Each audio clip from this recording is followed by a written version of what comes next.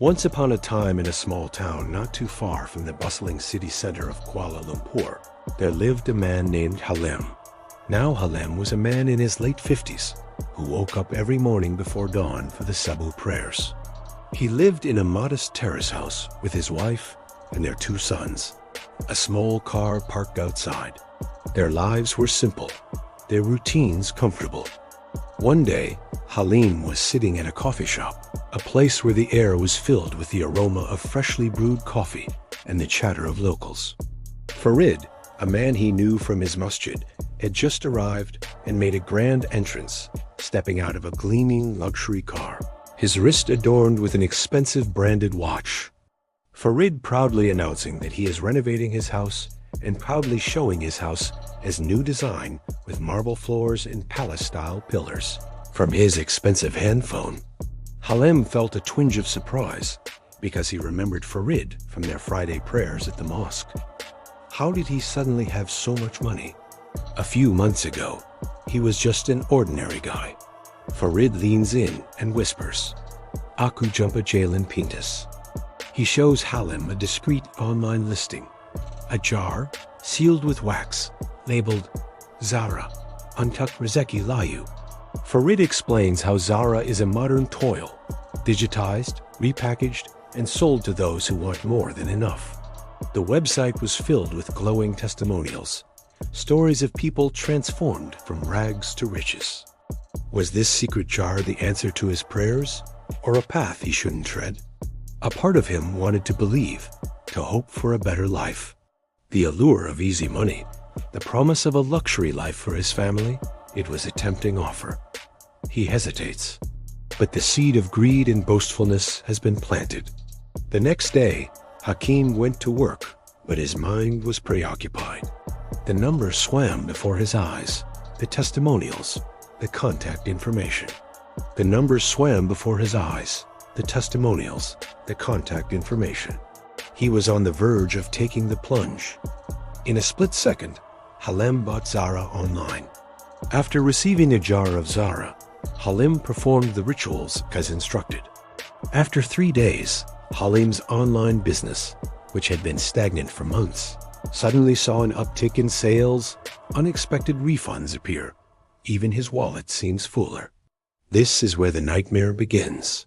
He used to weigh every expense with wisdom, but now he's fallen into the trap of spending to impress, forgetting the value behind each ringgit. Halim started to buy luxurious car and house and renovated his house for a more luxurious look. Their house's porch displays many kinds of luxurious cars. His wife, who once known for her careful budgeting and thoughtful purchases, she's now swept up in impulsive shopping sprees, chasing things she never used to crave. Collections of luxurious branded items beautifully displayed in her expensive display cabinet.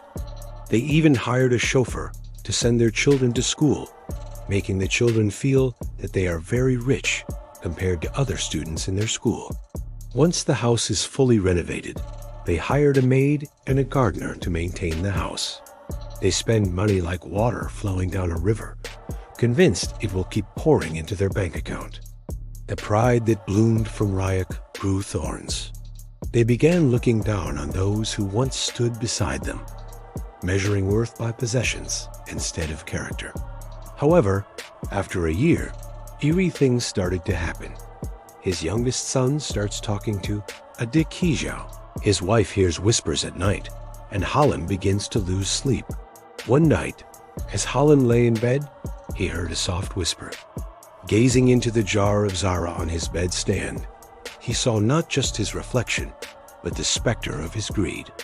Beside him on the bed, he gasped, scrambling back as she slowly rose from the jar, her eyes fixed on him with an otherworldly stare. Overwhelmed with fear and remorse, Halim stumbled out of bed in haste and take his whole family to sleep at a hotel. He knew he had to get rid of it, so the next day, Halim, desperate and afraid, his steps taking him to an old kampong on the outskirts of town. There, nestled amidst the traditional houses, lived an old woman rumored to be a knowledgeable bomo. With a heavy heart, Halim shared his tale, his voice cracking with fear and shame. The Bomo listened intently, her gaze piercing.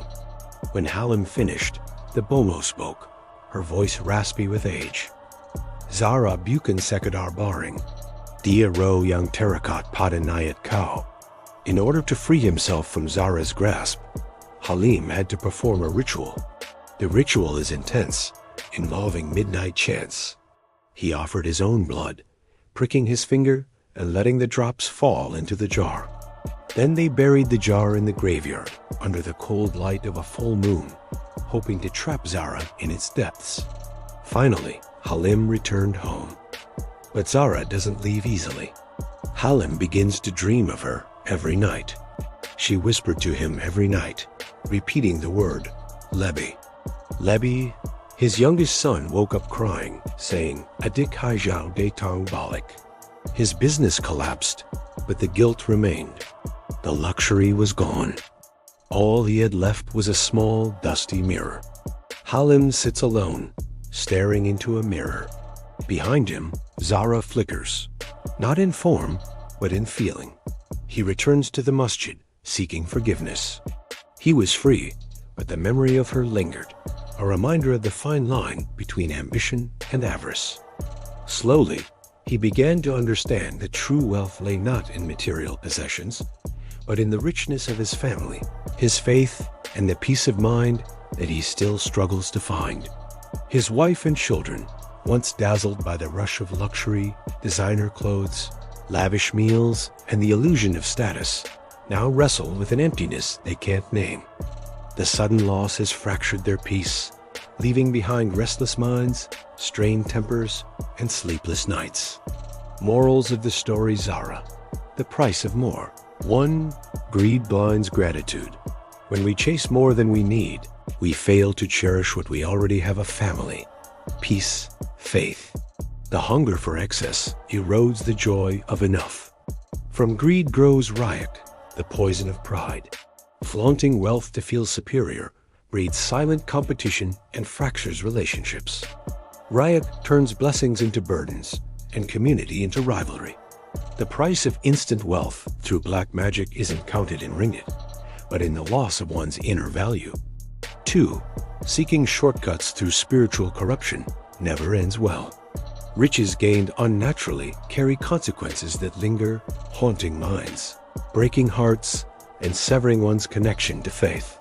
Let Zahrah be a reminder that not all wealth is worth its weight in whispers.